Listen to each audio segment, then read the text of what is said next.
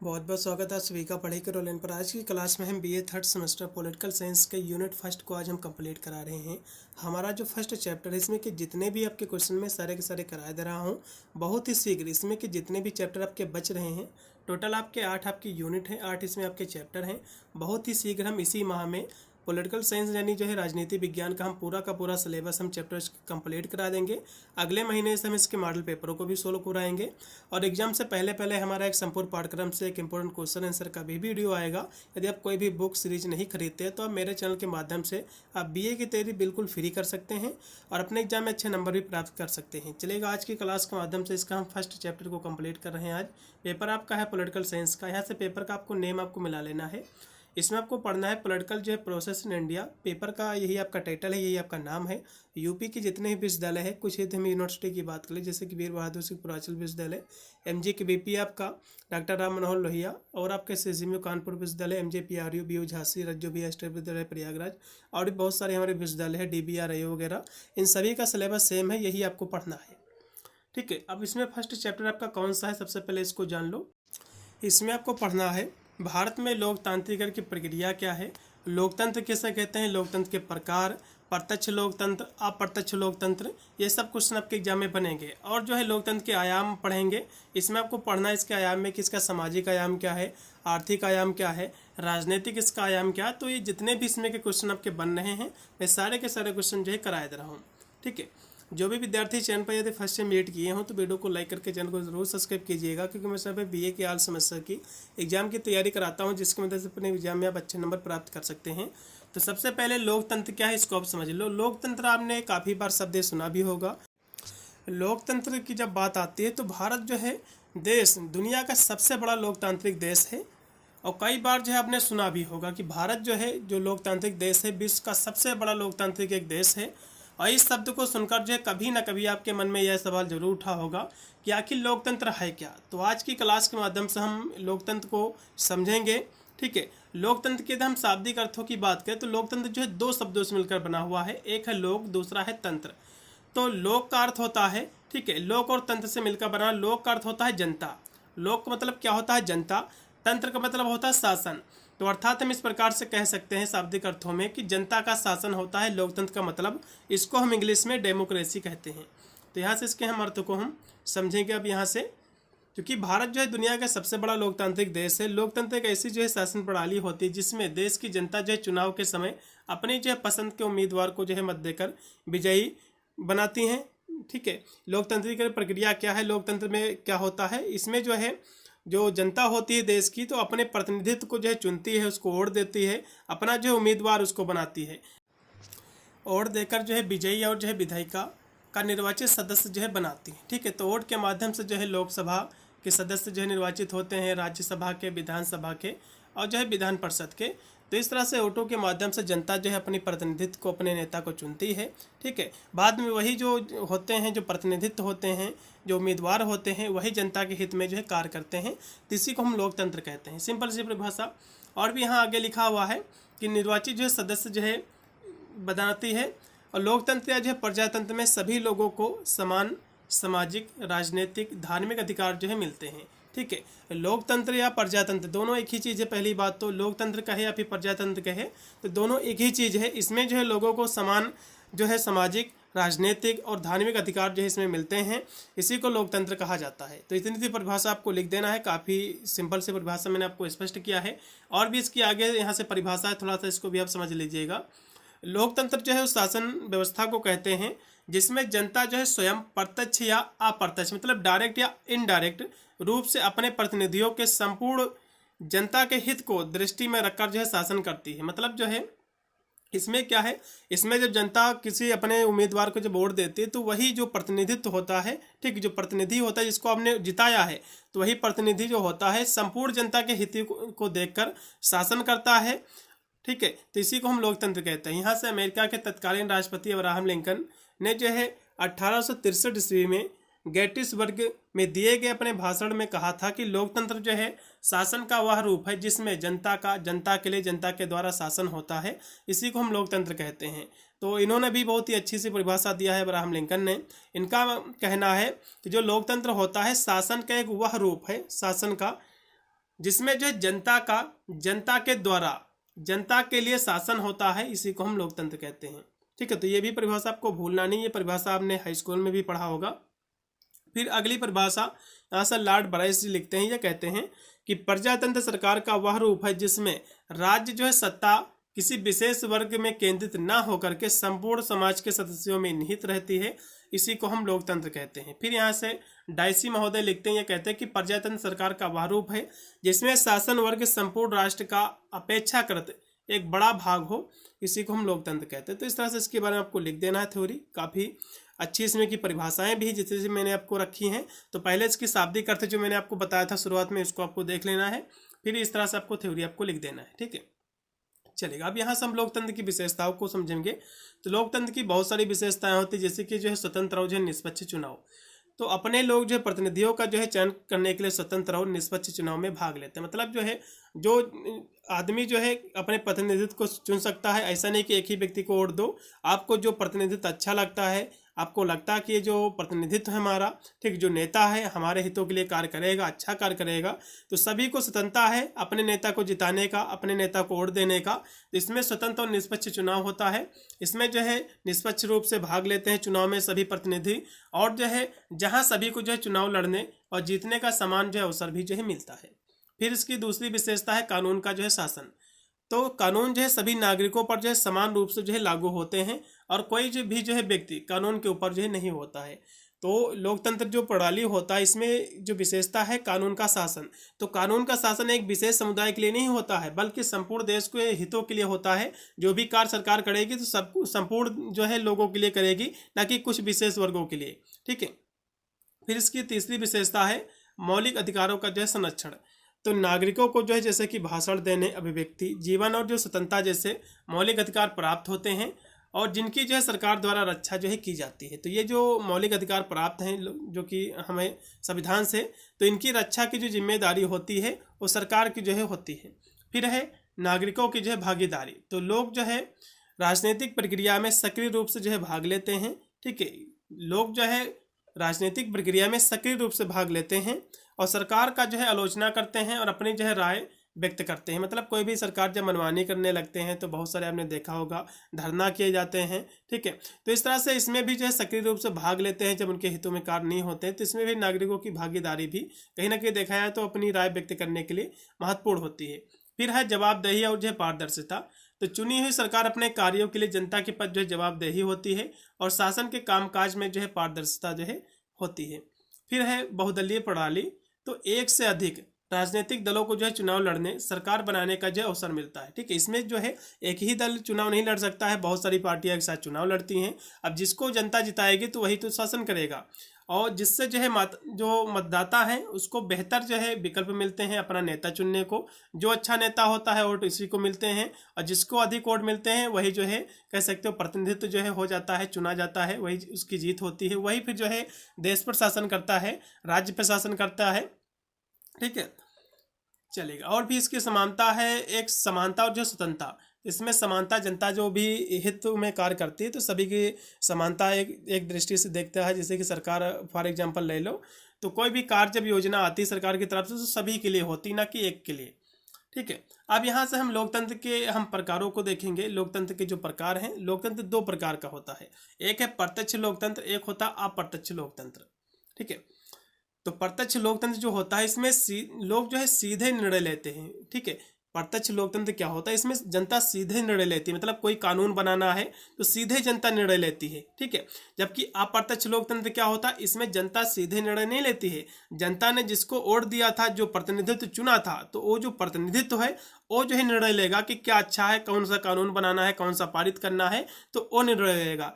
तो यही भी इसके बीच में डिफरेंट होता है। यहाँ से लिखा भी हुआ है कि प्रत्यक्ष लोकतंत्र में लोग जो है सीधे निर्णय लेते हैं, जैसे कि स्विट्जरलैंड में, जबकि अप्रत्यक्ष लोकतंत्र जो है इसमें नागरिक अपने चुने हुए प्रतिनिधियों के माध्यम से शासन करते हैं। जो प्रतिनिधित्व उन्होंने चुना था, जिसको जिताया था, तो वही प्रतिनिधित्व जो है कोई भी जो है कह सकते हो निर्णय लेते हैं, कानून बनाते हैं जो उनके हितों के लिए अच्छे होते हैं।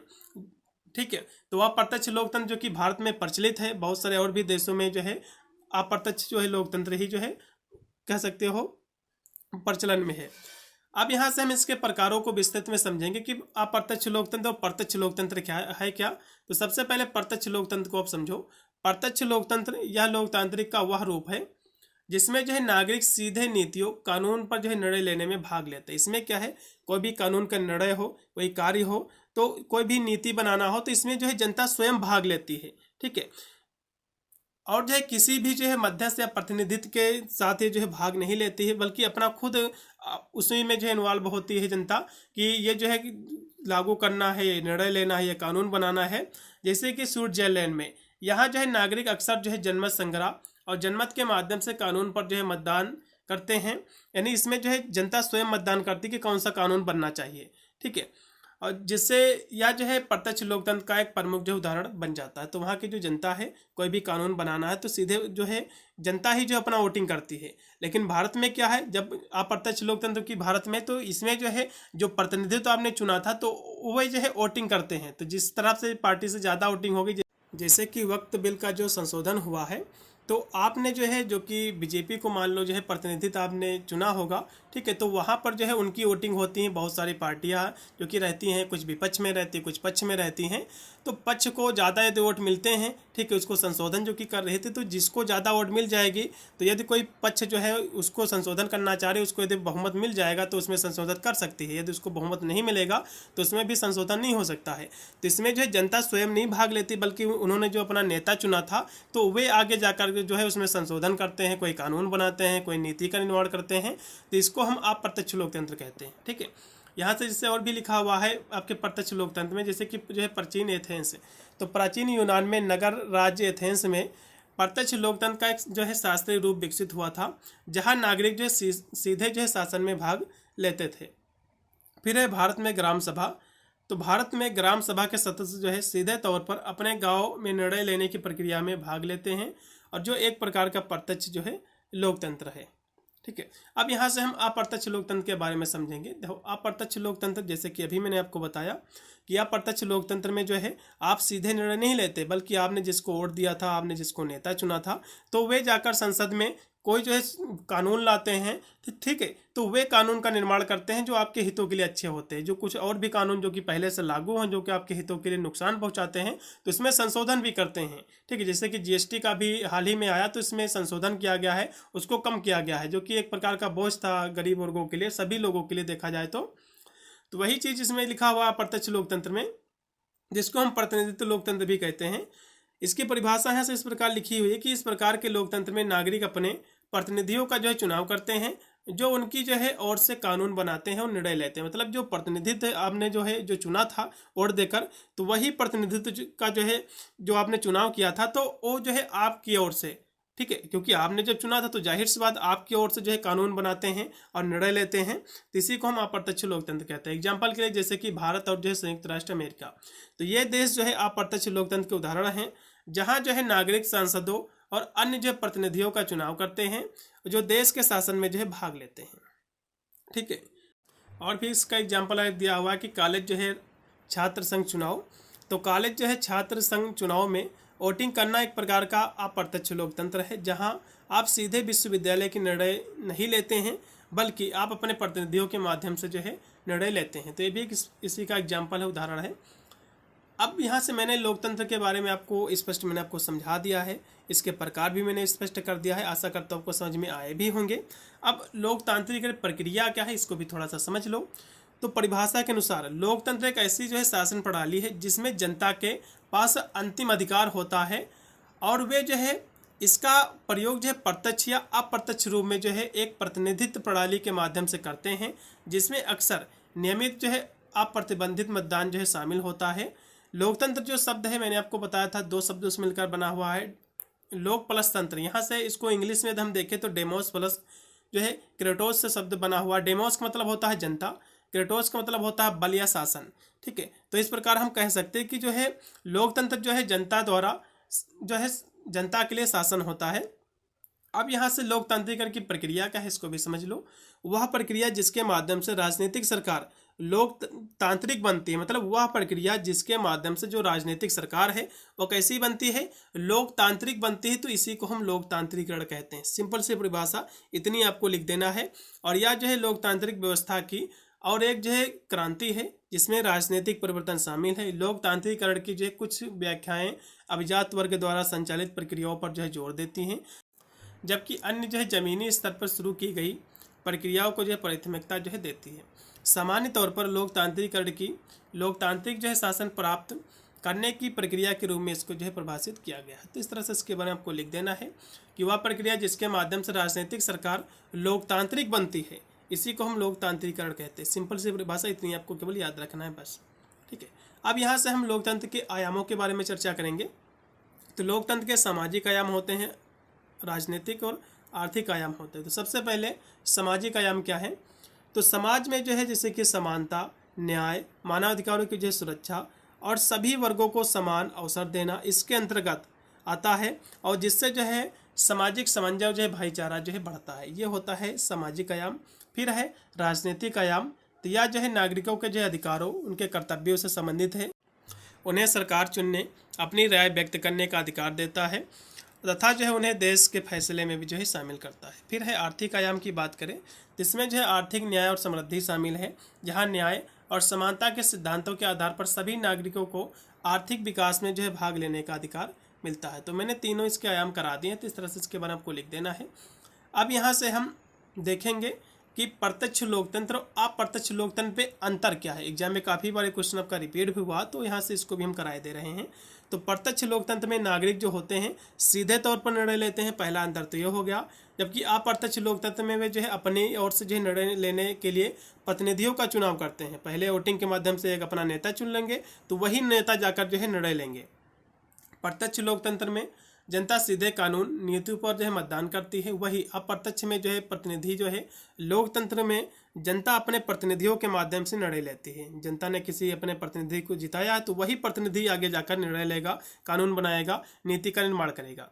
तो यहाँ से हम इनके बीच में अंतर देखेंगे। तो सबसे पहले फिर से यहाँ से प्रत्यक्ष लोकतंत्र और अप्रत्यक्ष लोकतंत्र के बारे में हम थोड़ा सा बताएंगे और अंतर इसके बारे में आपको स्पष्ट करेंगे। तो देखो, प्रत्यक्ष जो लोकतंत्र होता है इसमें जो नागरिक होते हैं सीधे तौर पर कानून नीतियों पर जो है मतदान करते हैं। मतलब कोई भी कानून बनाना हो तो इसमें जो है जनता वोटिंग करती है। लेकिन अप्रत्यक्ष लोकतंत्र क्या होता है, उसमें जनता वोटिंग नहीं करती, बल्कि जनता ने जो पहला एक अपना प्रतिनिधित्व चुना है, जो अपना नेता चुना है, तो वही नेता जाकर जो है कानून बनाता है, नीतियों का निर्माण करता है। फिर इसकी दूसरी जो है विशेषता नागरिक जो है भागीदारी। तो इसमें जो है निर्णय लेने की प्रक्रिया में नागरिक की प्रत्यक्ष और सक्रिय भागीदारी होती है। तो इसमें जो है नागरिक सक्रिय रूप से भागीदार होते हैं। लेकिन अप्रत्यक्ष में क्या होता है, इसमें नागरिक में जो है भागीदार नहीं होते हैं, लेकिन नागरिक ने जिनको चुना था अपना प्रतिनिधित्व, वो जाकर जो है इसमें सक्रिय रूप से भागीदारी लेते हैं। फॉर एग्जाम्पल, जैसे कि प्राचीन यूनान समुदाय और स्विट्जरलैंड जैसे कुछ देशों में निर्णय जो है सीधे नागरिक द्वारा जो है ये लिए जाते हैं। इसके लाभ की हम बात करें तो जनता जो इसमें सीधे तौर पर निर्णय प्रक्रिया में शामिल होती है, जिससे निर्णय लेने की प्रक्रिया जो है त्वरित हो सकती है। फिर है चुनौतियाँ। तो बड़े पैमाने पर आबादी वाले देश में से लागू करना मुश्किल होता है और बहुमत के अत्याचार का भी जो है खतरा रहता है। ठीक है। फिर यहाँ से अप्रत्यक्ष लोकतंत्र। तो इसमें जो निर्णय लेते हैं इसमें जो है नागरिक प्रतिनिधियों का चुनाव करते हैं, तो वही प्रतिनिधि जो है नागरिकों की ओर से जो है निर्णय लेते हैं। फिर है नागरिक भागीदारी। तो जनता का शासन जो है प्रतिनिधियों के माध्यम से होता है, जो एक तरह से जो है जनता का प्रतिनिधि जो है करते हैं। एग्जाम्पल के लिए जैसे कि भारत जो है, जहाँ नागरिक जो है सांसदों का चुनाव करते हैं। ठीक है, आपने को अपना सांसद चुना, जो प्रधानमंत्री चुनते हैं। और जो है संयुक्त राष्ट्र अमेरिका, जहां मतदान अपने जो प्रतिनिधियों को जो है चुनते हैं। तो इस प्रकार से जो है कोई कानून बनता है। आप जो है सांसदों को चुनते हैं, इस सांसद के माध्यम से प्रधानमंत्री बनता है। तो इस तरह से जो है जो आपने जिसको चुना है तो वही तो जाकर आगे कानून का निर्माण करता है। तो इसको हम अप्रत्यक्ष लोकतंत्र कहते हैं। इसके लाभ की बात करते हैं, जो विभिन्न समूहों के बीच मध्यस्थ करता है और जनमत के जो है उतार चढ़ाव को कम करने में भी जो है मदद करता है। इसकी चुनौतियों की बात करें तो कभी कभी जो है प्रतिनिधित्व जो जनता की सभी अपेक्षाओं को पूरा नहीं कर पाते हैं, निर्णय लेने की प्रक्रिया जो है धीमी हो सकती है। ठीक है। फिर है मुख्य अंतर इसके बीच में, जैसे कि भागीदारी का स्तर। तो प्रत्यक्ष लोकतंत्र में नागरिक जो सीधे भाग लेते हैं, वही चीज़ लिखा हुआ है, जबकि अप्रत्यक्ष लोकतंत्र में प्रतिनिधि जो है प्रतिनिधियों के माध्यम से भाग लेते हैं। जो अपने प्रतिनिधित्व जो आपने जिताया था वही प्रतिनिधि भाग लेता है। फिर निर्णय का जो है कर्ता, तो प्रत्यक्ष लोकतंत्र में निर्णय जो है जनता द्वारा दिए जाते हैं, ठीक है। प्रत्यक्ष लोकतंत्र क्या है, इसमें जनता स्वयं निर्णय लेती है कि कौन सा कानून बनाना है। जबकि अप्रत्यक्ष लोकतंत्र में क्या होता है, इसमें आपने जो प्रतिनिधित्व आपने चुना है, जो नेता चुना है, वो जाकर निर्णय लेता है। ठीक है, तो यही इसके बीच में दो मेन अंतर है। तो मैंने इससे बनने वाले जितने भी क्वेश्चन थे मैंने करा दिए हैं। लोकतंत्र क्या है, लोकतंत्र की प्रक्रिया, लोकतंत्र के अंतर, इसके बीच में प्रकार भी मैंने आपको बताए हैं, लोकतंत्र के आयाम। तो जितने भी क्वेश्चन आपके फर्स्ट चैप्टर में थे मैंने करा दिए हैं। मेरी कोई भी क्लास ज़्यादा मैं थ्योरी नहीं लेता हूं, क्योंकि इतनी लंबी क्लास हो जाएगी तो स्टूडेंट भी जो है बोर हो जाएंगे। तो छोटी सी क्लास है, लेकिन महत्वपूर्ण सारे इसमें क्वेश्चन मैंने ऐड किया है। इससे बाहर कोई भी एग्जाम में क्वेश्चन आपका बनेगा भी नहीं। वीडियो को लाइक कर देना, साथ में इसकी प्लेलिस्ट मैंने ऑलरेडी क्रिएट कर दी है, आप जाकर प्लेलिस्ट का लिंक आपको डिस्क्रिप्शन मिल जाएगा। इसकी सारी क्लासें बहुत ही सीख हमारी कंप्लीट हो रही हैं। यदि आप मेरा वीडियो देर से देख रहे हैं तो आप जाकर प्लेलिस्ट में जरूर इसकी सारी क्लासें आप ले सकते हैं। अन्य बहुत सारे सब्जेक्ट मेरे कंप्लीट भी हो चुके हैं। आप जाकर अपना जो भी सब्जेक्ट ले रखे हो उसके अकॉर्डिंग अपने एग्जाम की तैयारी स्टार्ट कर दीजिए, क्योंकि पेपर आपके बहुत ही शीघ्र होने वाले हैं। मिलता है वीडियो में, तब तक सभी को thank you for watching this video.